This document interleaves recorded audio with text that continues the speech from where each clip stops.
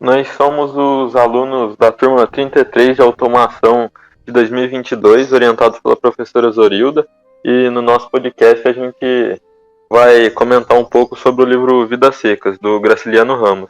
E começando a falar um pouco do autor, assim, nas suas obras ele tem algumas características mais próprias dele, como a identidade nacional, onde ele retrata os problemas e as situações vividas aqui, enfrentadas no Brasil.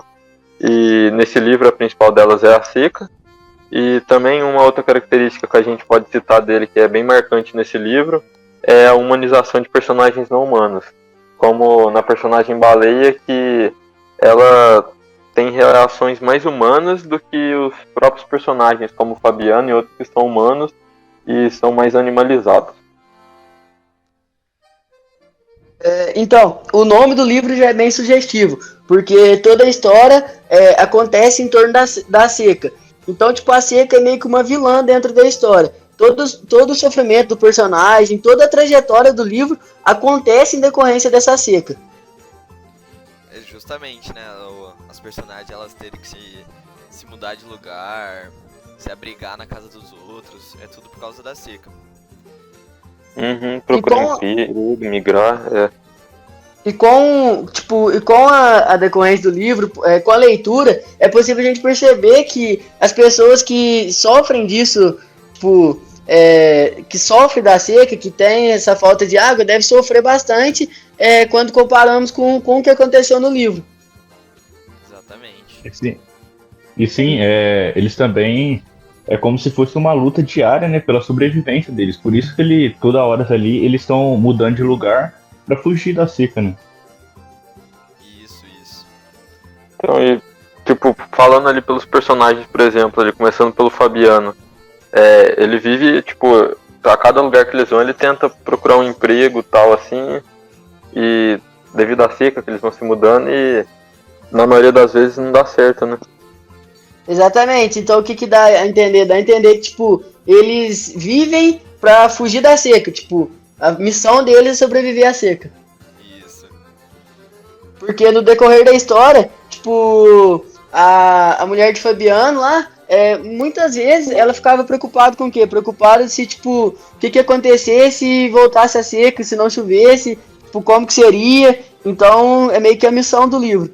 Gente, já que não pegou no embalo, então, vamos falar um pouco sobre os personagens. Então, eu vou falar um pouco sobre o Fabiano. Ele é um vaqueiro sertanejo e muito castigado pela seca do sertão. E eles têm uma luta diária que é para sobrevivência, né? Essa luta contra a seca. É a sua sobrevivência e também da sua família. E até tem uma parte que retrata na obra que ele tem até medo de morrer, entendeu? E uma parte interessante que ficou bem marcante para mim foi que bem no começo do livro, né, eles não tinham realmente nada o que comer. E a única coisa que eles conseguiram achar ali, na verdade, foi uma caça que a baleia trouxe para eles. Então eles dividiram e o que sobrou para a baleia foi só a carcaça. Por isso, ele é um cara muito bruto. Mas mesmo ele sendo uma pessoa bruta, ele também tem um sentimento muito grande pela sua família. Que no início do livro, o seu filho ele para de caminhar. E ele tem até vontade de matar o seu filho, por conta de ser muito bruto, bravo, enfim. Mas depois que ele vê que o filho dele realmente não está conseguindo mais caminhar, ir para frente, ele amolece seu coração e pega seu filho e continua essa caminhada. Não, você falou dele ser um cara assim que pensa na família, por exemplo, quando ele vai preso, ele fica pensando no que a esposa dele, tipo, deve estar pensando onde que ele tá e tal, e como que os filhos dele estão sentindo, porque ele ficou de levar as compras pra eles, né, tipo, comida, essas coisas, e aí ele fica pensando neles, ele também, tipo, fica pensando no porquê ele tá lá, ele não ter feito nada, e é engraçado porque o jeito dele falar, tipo, ele aprendeu umas palavras pra um rapaz que eles tinham trabalhado, o Tomás, se eu não me engano. E, tipo, ele fala uns negócios meio fora de ordem, ele tinha falado isso vai ou não. Ele fala umas coisas assim. E é engraçado de ver, né? Tipo, não é engraçado, mas é peculiar você ver a maneira que ele é retratado. Sim, eu Não, acho e que isso complementa- até se relaciona com a parte ali, que nessa parte da cadeia aí, quando ele é preso, ele começar a se achar um animal, entendeu? E essa parte da cadeia, ele foi preso porque ele foi tomar uma pinga no bar e aí o soldado chamou ele pra jogar, né, um jogo. E ele acabou perdendo todo o dinheiro que a mulher dele tinha dado pra ir fazer a compra. E com isso, ele se desentende e acaba sendo preso.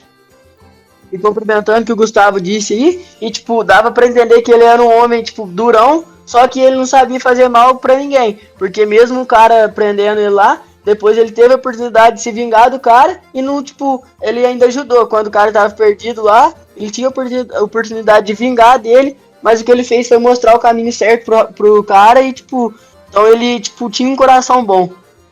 Tipo, mesmo sendo retratado como um animal assim, por ele fazer uns grunhidos, soltar as palavras certo, deu pra ver um lado humano no personagem, mas pro final, quando ele ajuda, assim, ele podia ter vingado e não vingou, ele ajuda o rapaz, e também acho que no final, assim, a Vitória, a esposa dele, fala, tipo, tava pensando nos filhos dele, pra eles melhorar de vida, os filhos dele talvez estudar pra ser alguém na vida, e ele só via os filhos dele como bruto, assim como ele, como um sertanejo. Pô, aí dá pra ver, às vezes, um lado humano ou uma falta de perspectiva do personagem, né? Exatamente. E daí que a gente consegue ver que, tipo, ele não conseguia expandir seus pensamentos, né? Tipo, pra eles tinham que sempre estaria que viver ali, fugindo da seca e tentando sobrevivência.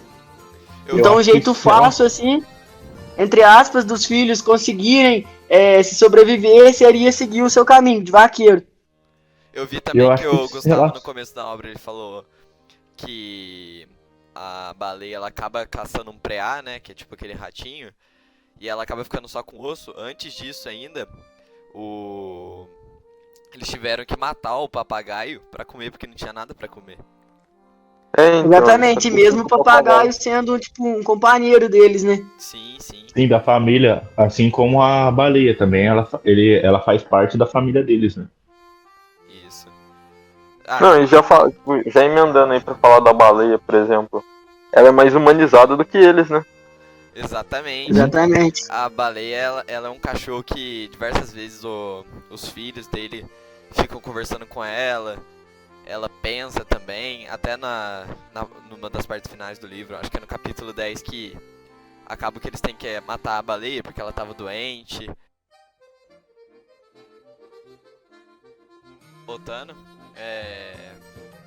acaba que a baleia fica doente e o Fabiano pensou que ela tava com raiva, né? Com isso ele vai finalizar a baleia, ele vai matar ela, só que ele erra o tiro e acerta o tiro na perna dela. E ela fica agonizando, sai correndo. Isso ela tem vários pensamentos, mordeu o Fabiano, só que ela sabia que tipo, o Fabiano era um companheiro dele, então ela não podia fazer isso. Então, outro importante personagem da história é o filho mais velho. E a gente vê que a história é muito dramática, uma história sofrida, justamente pelas atitudes do filho mais velho. Já que a todo momento ele era, tipo, tinha curiosidade. Só que a palavra que ele mais tinha curiosidade de saber o que era a palavra inferno. Vamos dizer assim, é uma palavra pesada para o cotidiano, né? Uma palavra pesada para se usar. E é justamente a palavra que ele queria saber o significado. E, tipo, por todas as dificuldades que eles passavam, em alguns momentos a vida deles podiam ser denominadas como isso, porque realmente era uma vida difícil e às vezes até o pai, Fabiano, tinha alguns pensamentos que se assemelhavam ao pensamento do menino, a curiosidade que o menino tinha. E ele sempre curioso, então a palavra que ele mais queria saber era essa palavra. E ele sempre ficava perguntando pra mãe, tentando se esclarecer com a mãe qual era o significado. Teve uma hora no livro que ele até apanhou por causa disso, né, Pedro? Exatamente. Porque, tipo, os pais não queriam falar o significado pra ele, porque às vezes nem os pais saberiam como falar o significado, né? Já que é, tipo, uma palavra muito pesada, uma palavra que o significado não seria, tipo, o filho não ficaria satisfeito de saber o significado dela, né? Sim, sim. Igual o Pedro falou, o filho mais velho ele é mais curioso e ele tenta descobrir mais coisas da vida. E agora eu vou falar outro personagem que é de grande importância também, é o filho mais novo. Já o filho mais novo, ele é diferente do filho mais velho. Ele tenta fazer coisa importante para provar para a família dele, ou para a família dele sentir mais orgulho dele. E ele vê o pai dele domando uma égua chucra, e isso dá o sentido de que ele era um velho vaqueiro. E aí ele vê isso, acha uma parte importante e tenta fazer algo similar para a família dele sentir orgulho. Porém, ele vê um cabrito e aí ele tenta ir domar esse cabrito, só que porém quando ele monta no cabrito, o cabrito derruba ele e nem a baleia, que era a cachorra, aprovou essa ideia e principalmente o irmão dele começou a rir muito dessa cena. Ele tentou provar pro irmão e pra baleia, né? Tipo, que ele ficasse orgulhoso deles por tentar fazer algo que ele viu o pai dele fazendo com um cavalo, né? E sim, ele era meio que tipo um sonho dele se tornar vaqueiro, né? Algo que ele ficava sempre pensando. E até quando ele cai aí e o seu irmão começa a rir, a baleia tipo tem uma reação como se tivesse desaprovado isso também.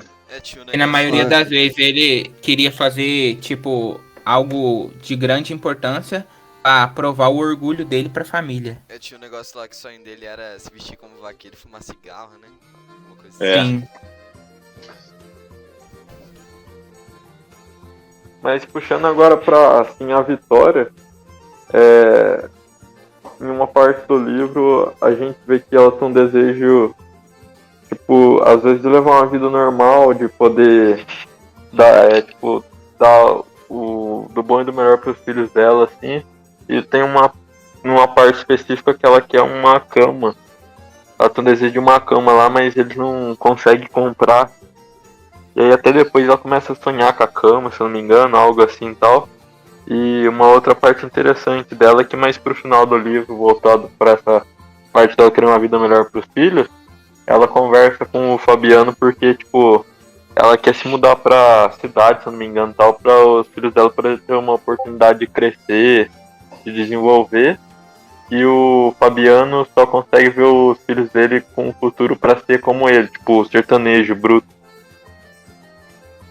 E completando o que o Paulo disse aí, a gente não pode deixar de enaltecer a maestria com que a Sinhá conduziu, tipo, a educação que ela deu aos filhos e tal, ou seja, ela foi uma guerreira, porque mesmo diante de todas as dificuldades, ela sempre permaneceu firme e sempre tentou ensinar o caminho certo, tentou ensinar da melhor maneira possível para os seus filhos, mesmo que muitas das vezes parecia impossível.